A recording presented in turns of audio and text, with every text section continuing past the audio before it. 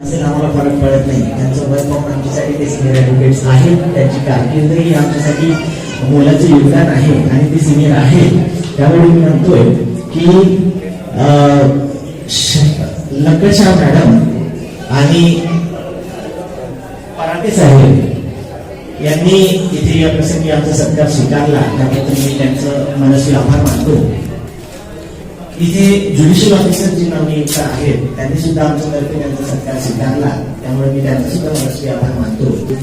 मित्रबंधू भगिनी आहेत कोर्टामध्ये ज्यांच्या विरुद्ध आम्ही आरोपींच्या ठेवणी उभे राहतो आणि न्यायदानाच्या कामामध्ये ज्यांचं आणि आमचं सम योगदान असतं त्यांचे सुद्धा मी या प्रसंगी आभार मानतो की त्यांनी आमचा हा सत्कार स्वीकारला इथे उपस्थित राहून. आमच्या जिल्हा बार असोसिएशनचे माजी अध्यक्ष सदस्य साहेब, माजी महासचिव विष्णू साहेब इथे उपस्थित आहेत. त्यांचे मी मनस्वी आभार मानतो.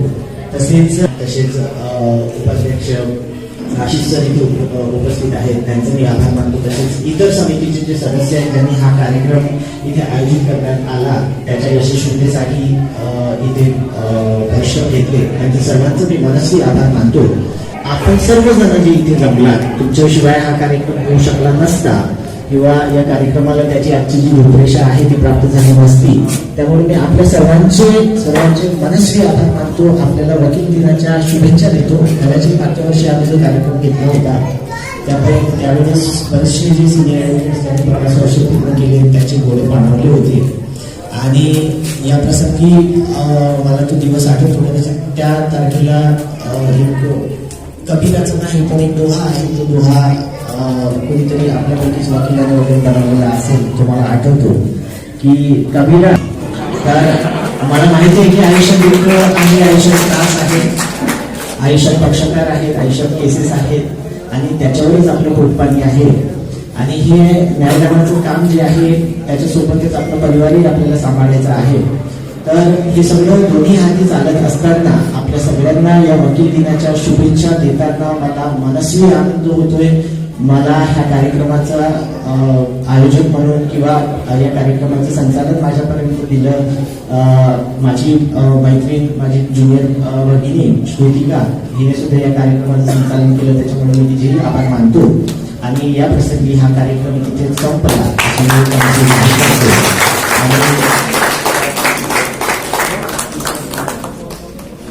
व्यवस्था केली. सर्वांनी असं घ्यावा असे सर्वांना आभार करते.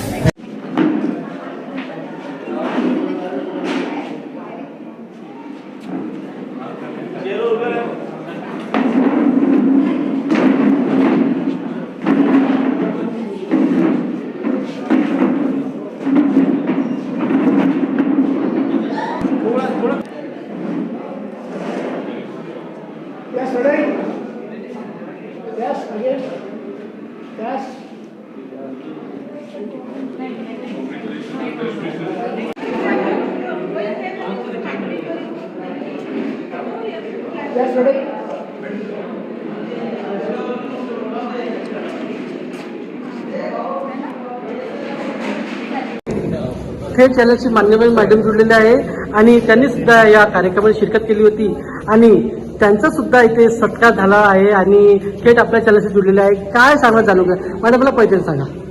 माझं नाव सुवर्णा शास्त्री. माझं 2022च्या प्रोसेसमध्ये सिलेक्शन झालं आहे ॲज अ DMFC.